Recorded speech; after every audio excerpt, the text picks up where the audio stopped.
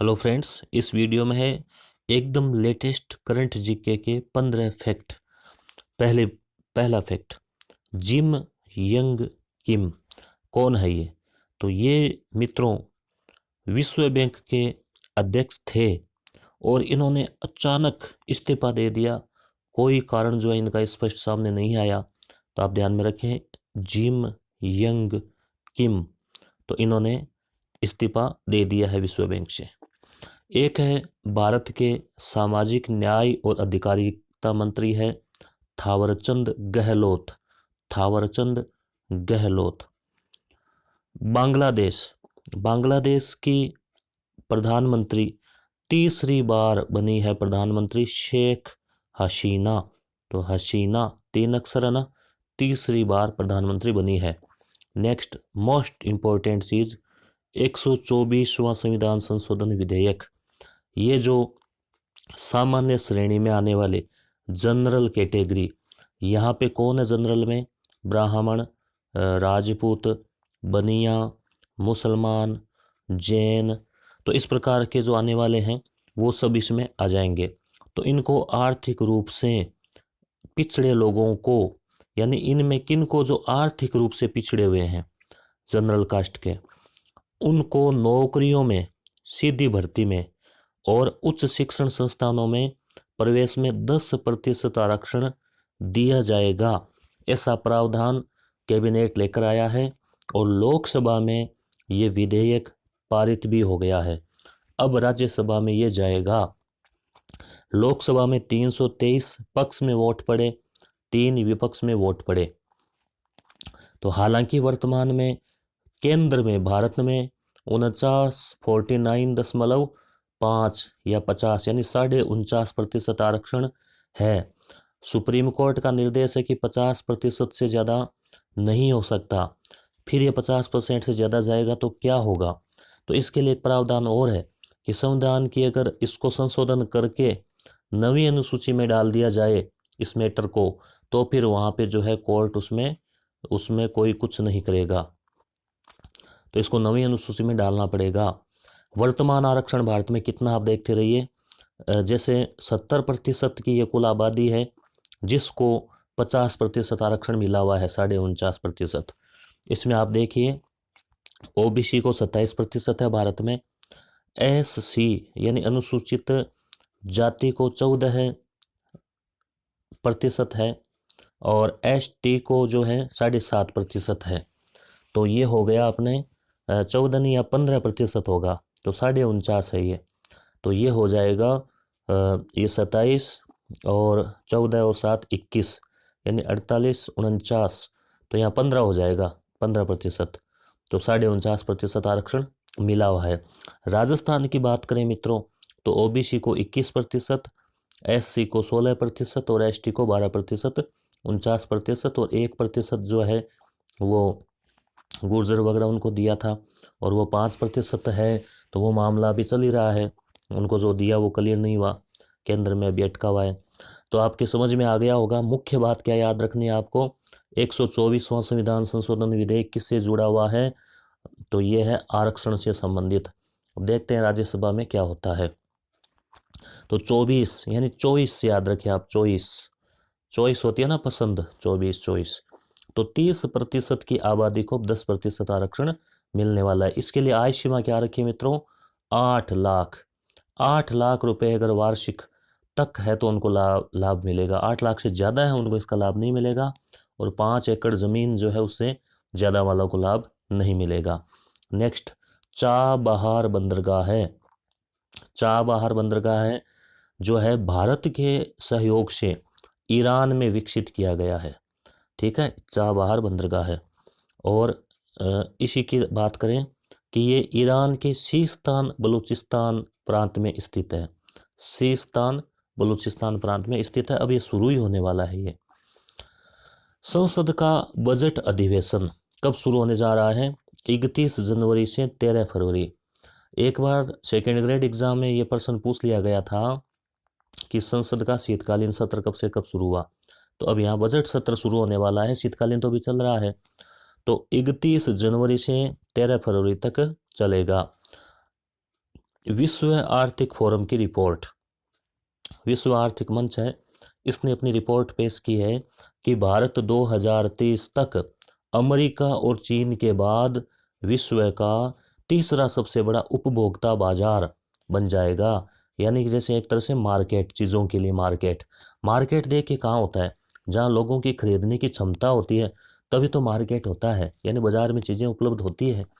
तो 60 खरब, वर्तमान में 15 खरब है, तो 2030 तक क्या हो जाएगा, आने वाले 10-12 सालों में 60 खरब डॉलर का बाजार जो है भारत बन जाएगा।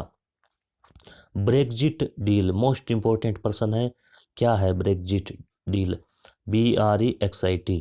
तो देखिए ब्रिटिश की प्रधानमंत्री है टेरिजा मे, टेरिजा मे ने यूरोपीय संघ से अलग होने के लिए प्रक्रिया शुरू कर दी है, संसद में परिचर्चा शुरू कर दी है।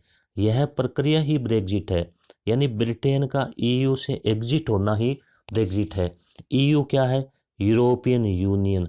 तो ब्रिटेन पहले यूरोपियन यूनियन का सदस्य था और अब क्या है, वह उससे अलग होना चाहता है। तो ये प्रक्रिया तो 2-3 सालों पहले शुरू हो गई थी, मगर अब जो है आने वाले कुछ महीनों में ब्रिटेन क्लियरली से अलग हो जाएगा। तो BR का मतलब हो गया ब्रिटेन, और E का आप यूरोपियन यूनियन से भी जोड़ सकते हैं, और एग्जिट का मतलब बाहर आना भी होगा। तो ब्रेग्जिट पर्सन इंपॉर्टेंट है, पूछा जा सकता है। तो यूरोपियन यूनियन से ब्रिटेन अलग होने वाला है। अगला देखते हैं विश्व पुस्तक मेला। तो देखिए विश्व पुस्तक मेला हर साल लगता है, तो ये 27वां विश्व पुस्तक मेला है जो 5 जनवरी 2019 से नई दिल्ली के प्रगति मैदान में प्रारंभ हुआ। इस बार पुस्तक मेले का विषय है, ये इम्पोर्टेंट है, दिव्यांग पाठक। ये विषय जो है ये इम्पोर्टेंट है। तो इस मेले में गांधी जी से संबंधित पुस्तकों की विशेष प्रदर्शनी लगाई जाएगी, क्योंकि ये गांधी जी की 150वीं जयंती के आधार पर जो है इसमें गांधी जी के जीवन से जुड़ी जो किताबें उन पर विशेष फोकस रहेगा। तो दिव्यांग पाठक इसका विषय है। RTE एक्ट में संशोधन विधेयक, राइट टू एजुकेशन विधेयक आपको ध्यान में है, RTE 2009। तो उसमें एक संशोधन कर दिया केंद्र सरकार ने, क्या किया पता आपको, यानी पहले ये था कि 8वीं तक विद्यार्थियों को फेल नहीं कर सकते, और ये इस विधेयक की बहुत बड़ी आलोचना होती थी। तो अब सरकार ने क्या कर दिया कि अब राज्य तय करेंगे कि 8वीं तक के विद्यार्थियों को वो पास करें या फेल, यानी राज्यों के पाले में गेंद डाल दी है कि उनका काम है कि 8वीं तक के विद्यार्थियों के लिए उनको नियम कैसा रखना है, पास करने का या फेल करने का।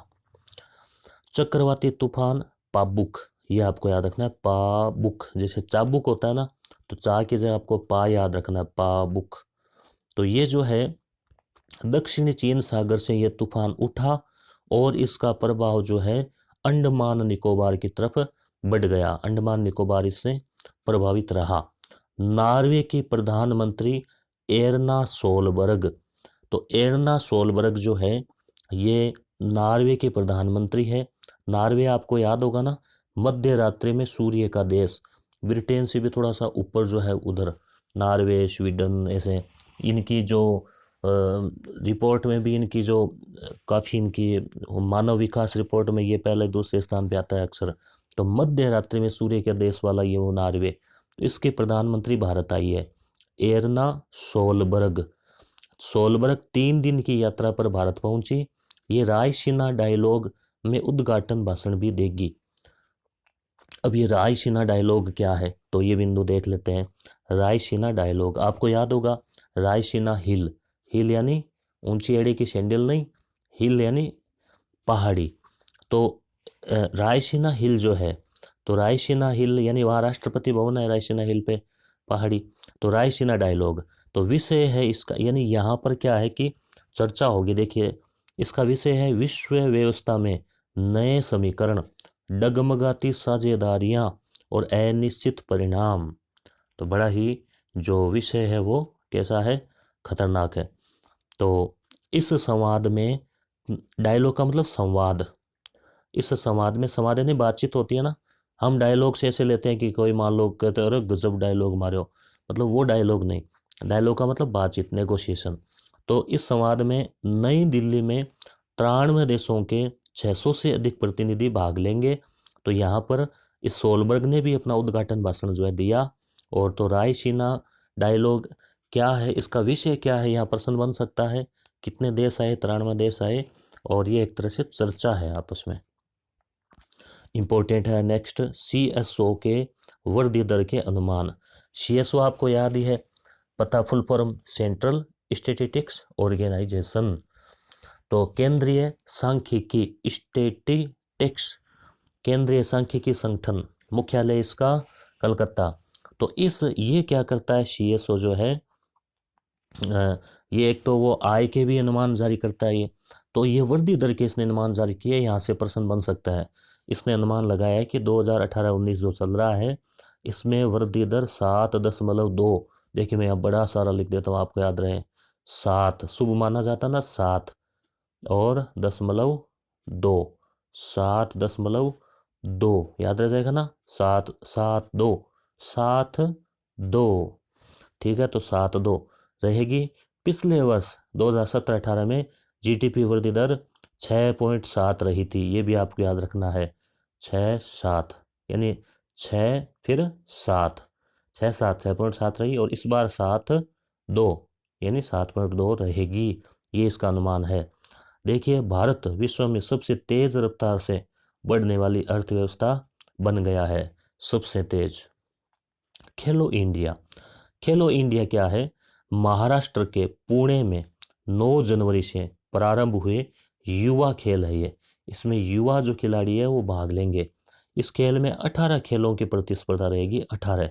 भारत से अलग अलग राज्यों से 9,000 युवा खिलाड़ी आए हैं, जो स्टेट प्लेयर हैं वो इसमें भाग लेंगे, और उनमें खेल बढ़ाने की जो भावना है वो उनमें पैदा होगी, खेल भावना पैदा होगी, ताकि इन्हीं में से खिलाड़ी आगे जाएं और भारत के लिए मेडल लेकर आए। तो साथियों, ये थे अपने मुख्य 15 फैक्ट जो पिछले सप्ताह भर के हैं, और अब 2-3 दिन बाद इन्हीं में से और जो क्वेश्चंस बनेंगे आगे, और उन सब के ऑब्जेक्टिव क्वेश्चन में वीडियो लेकर आऊँगा, और बाकी अपने वीडियो कंटिन्यू रहेंगे। धन्यवाद।